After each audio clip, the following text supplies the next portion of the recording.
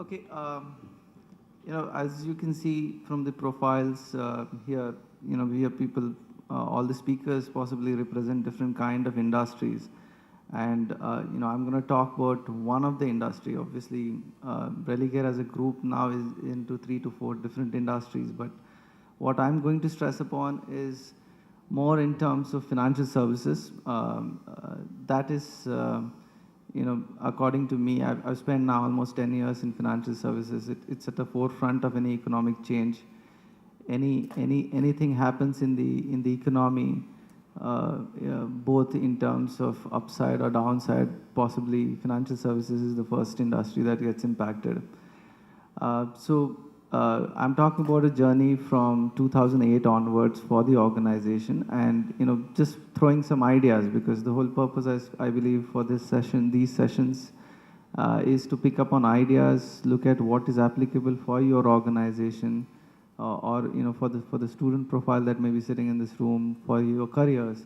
And all of it may not be applicable to your organizations, but some of it could be. And that's how I have learned in my career what is applicable in terms of some of the win-win ideas. So I'm going to talk a little more about the financial services space that you see on your left hand side of the slide. Okay, so I'm going to spend maybe a couple of minutes talking a little more about Religare Financial Services. It's a new kid on the block in that sense, so not many people may be aware of what Religare is all about. Financial services today employs something like 12,000 people. It's largely a retail organization spread across in 500 locations. So you would find lots of retail kind of outlets of financial services, different products that we run. But what are we trying to really achieve is something that we looked at very recently. We tried kind of putting words to the efforts or the goal state that we are trying to achieve. So we said that we would want to really look at 3 different areas of growth, and I'll come to those. But what we're trying to really achieve is to be a leading emerging markets player. So one difference is, India poses currently a great opportunity, but we wouldn't want to restrict ourselves only in terms of India as compared to what our growth plans are. The focus is obviously emerging markets. How do we deliver is we have to use a lot of innovation in our products. A Me Too kind of piece will not just take us where we want to go. And you have to look at all stakeholders. So you have to look at your customer, you have to look at regulator. It's highly regulated as an industry, financial services. You have to look at your shareholder, and you have to look at your employee. There's no plant and machinery in this industry, right? So it's all about your people. So you have to take care of them as well. So really 3 areas of growth is one, we would want to be a full suit financial services organization in India, because 8.5–9% growth poses tremendous amount of opportunity currently. We today possibly are not yet a bank. Obviously media is speculating a lot in terms of that we would be one of those, and of course we would be wanting to become one of the players who gets the license to do banking in India. But that's a long, I think, 1.5 year long process. So that will take its own time. So possibly we are not in the space of general insurance and banking, or the current account and savings account, a CASA product. But besides that, we do all kind of things, and I'll come to that. But yeah, we would want to complete that full circle in Religare. The reason I'm talking a little bit more about Religare is then you will be able to see the connect to some extent in terms of the organized life cycle vis-a-vis what are the things that we intend to do in terms of HR, or whatever things we are attempting to do in human resources. Secondly, and it's a little different strategy again, that we believe that if you look at top 10 investment banks in the world, today they are dominated by US and Europe. But the world order is changing very quickly, and in another 10 years' time, there's no reason for a player from India or China to be there in terms of top 10 investment banks in the world. And we are saying, why not we? So it's a very ambitious project. We're going to invest a lot into this piece. possibly at the cost of another 2-3 years of losses as the REL consolidated level, but that's the level of investment and commitment from shareholders, that we would want to become possibly one of the first emerging markets investment bank. There's tremendous opportunity. There's a lot of money still lying in West, and we would want to be a conduit to invest that money into emerging markets where there's much higher returns for the investor.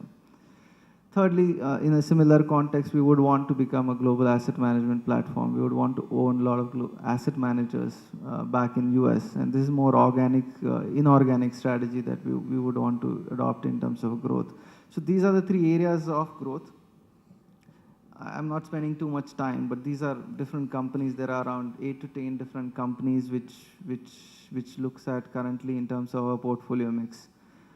They range from a securities business or equity broking business, which is possibly the oldest business for the group.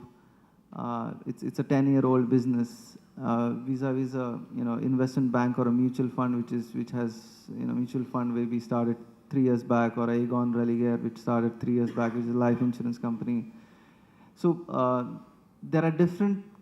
The reason I'm showing this slide is because one of the key things that we do differently, I believe, is even if we are in financial services, and it's easier to categorize us. I worked for a bank previous to this for 7-8 years.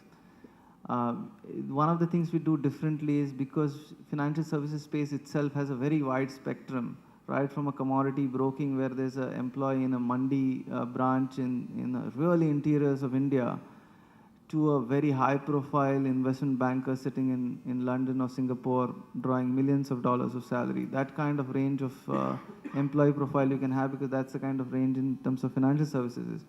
So one of the things we've consciously done is not to use a paintbrush approach in terms of any of the HR policies or strategies. We've treated different businesses differently. A matured business requires different kind of HR interventions vis-a-vis a very, very new business which is in a growth or an infancy stage, needs to be managed differently, and therefore requires possibly different kind of HR intervention. So that's something that we have been conscious about in almost all our HR practices and policies.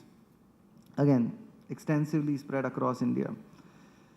Okay, so I'm going to talk about a few of these slides, not necessarily in the context of order, but really in terms of what we are trying to build with reference to our life cycle stage vis-a-vis the entire industry. I think one of the key things is, obviously because we are in the building stage, one of the key aspects, key deliverables of HR is to be able to attract talent. And that means we have to build a lot in terms of employer brand. So there is a lot of effort currently on in terms of employer branding, right from campus stage to a proper media campaign that we would want to run in terms of building an employer brand. It's important to get, especially in financial services, I believe, and I don't want to say that it's not important in other businesses, but possibly in service industry, it's very, very important to get really high quality talent in the organization, because organized success and the people capability has a possible direct relationship. So and there's no reason for people, a good talent, to move out of bulge brackets, or for that matter very successful large organization, to shift to a new kid on the block. I mean, they have to agree on your story, they have to buy in your ambition, and they need to have a confidence that you have patience and capability to carry this whole thing through. So that needs to get kind of delivered to the applicants, or possibly those who are still working in other organizations. You have to kind of put your brand proposition to that extent attractive to them, so that they start applying or show interest in your. So lots of stuff that we do around that, right from a web chats to extensively working on your career side and looking at what we can do. A lot of work at the higher end, which is the mutual fund industry or investment banking or institutional equities business, requires a very different kind of employer brand building, and doesn't necessarily work with advertisement or a media related initiatives, but more in terms of what kind of initiatives you do in that particular close circle group itself. So there is a lot of effort happening in terms of doing that. I think in terms of campus, we've done fairly cautious last year, first time entry into campuses. We said we don't want to go to IIMs for the first year. We have never done, for your example, for your information, lots of organization go to campus, so it's not necessarily a new thing. But for us it was, because we're talking about, Religare as a brand to be taken to the campuses for the first time, and we wanted to get it right first time, because otherwise you are again able to not establish yourself well. So we went to possibly campuses which are ranked from number 5 to 15, recruited almost 45 odd management trainees, nurtured them extensively. So this whole sessions that you see and the initiatives you see over here are something done extremely diligently. Very proud to look backwards and say, 8 months have passed and not even one attrition in the 45 people batch. And that's something which was proof of pudding, because it's one way to kind of get your guys in, but the other challenge is to be able to get all the 45 people feel that this is the organization they would want to continue working. Obviously economic context has changed. Everyone has lots of opportunity, and an empty attrition is not something new to any organization. So that has been a very conscious effort to engage with the young talent, because belief is, again, if you do it right in campus, it will do a whole lot of good for you in terms of your employer brand, especially in financial services space. The other piece that we talk about is how do you drive employee engagement or the employer brand internally, because it's not only about external, it's also about how do people internally experience it. They're going to talk to their friends outside, they're going to talk to their families outside. And employer brand is not just about only applicants, but it's also about applicant and their families, how they perceive your brand with reference to employment. And we have lots of stories in the industry where brands are so strong in terms of employment that a lot of times even family influences a candidate about its decision to continue with an organization or no. So we've been working a lot on that space internally to talk about it. There has been series of employee get-togethers talking about vision, looking at technology-led solutions. Again, we are not the organization where there are 2 buildings and 5,000 people work there. It's much easier possibly to engage with your 5,000 employees than you're talking about 3 people, 4 people branch in a D-class city, and there are 500 such locations spread across. And how do I engage with my employee then? Because it's very difficult to physically reach out to them. So, obviously technology comes handy in such places. So, extensive use of intranets, email campaigns that we do to, kind of get people to understand what we are really trying to do. Again, the whole challenge is to transform the organization from one stage to another, because you're talking about extremely ambitious plans for the organization.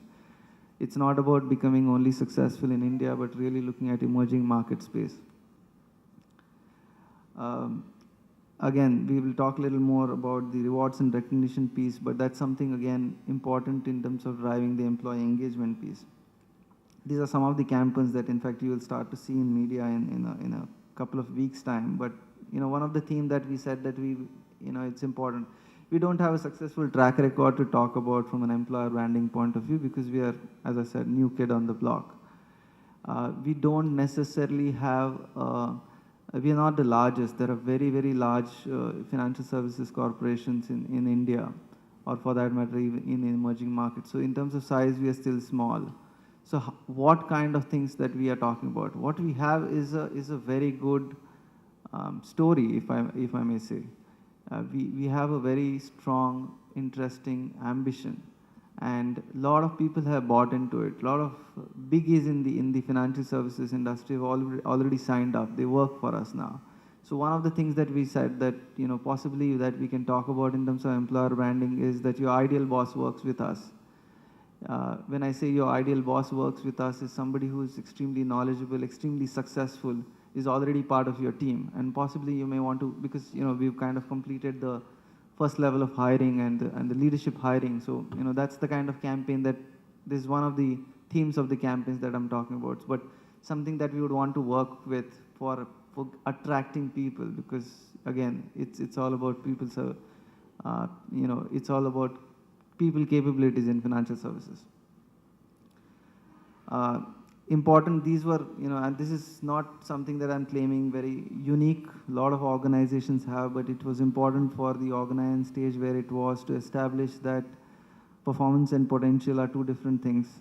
And we need to build a huge bench strength, and for which we need to focus on potential.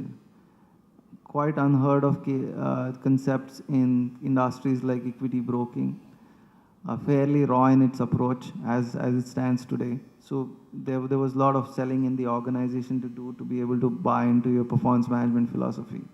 And I think we are in the year 3 now, and there is a lot of change as an organization one can see around this. Again, in terms of the PMS cycle, to talk about it, this was an organization 2 years back. There was no goal setting, there was no ratings. Largely, employees were getting compensated through an incentive structure which was fairly clear, but not in the context of any performance rating that would get established there, that would establish their compensation. It was fairly arbitrary. So to establish the entire performance cycle, use a balanced scorecard approach to arrive at goals which are linked to your strategy was something which was a key. I would say partially successful. It's still a journey. There is some way to go to be able to do that in complete sense. But I think fairly well settled performance management practices is what one can look at so far. Again, I think it's important to look at, and I'm going to talk about all these 4 in quick bit, and I'm conscious of time. I think in terms of attracting talent, there is a huge amount of, and these are small innovations. These are not things that you do, again, as I said, unique. But we said that, every person who comes for we recruit something like 600 to 700 people join us per month. We said, even if you take a ratio of 1:8, you're talking about at least 4,000 to 5,000 people being interviewed. Now, in each interview, can I look at some reference card